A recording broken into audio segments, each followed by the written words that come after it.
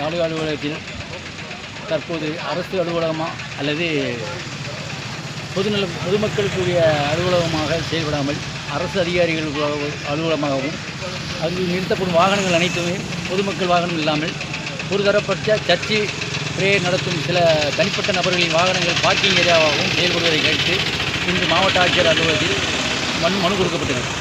இந்த மனுவில் குறிப்பிடப்பட்டது என்னவென்றால், அரசு அலுவலகங்கள் அனைத்துமே பொதுமக்கள் நலன் கருதி செயல்படாமலும் ஒரு தனிப்பட்ட அரசியல் ரீதியாகவும் மற்றும் தனிப்பட்ட ஒரு சர்ச்சின் வளாகமாகவும் அது செயல்பட்டு கொண்டிருக்கின்றது.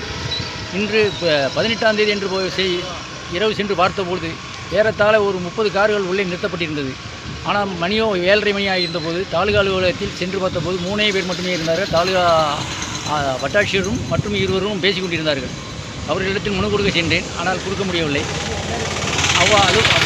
வளாகம் முழுவதுமே கார்களும் பைக்குகளுமாக ஆக்கிரமிப்பு செய்யப்பட்டு அது தனிப்பட்ட ஒரு கார் வளாகமாக அது வட்டாட்சியர் அலுவலகம் செயல்பட்டு வருகிறதை கண்டித்து இன்று மனு கொடுத்துள்ளேன்.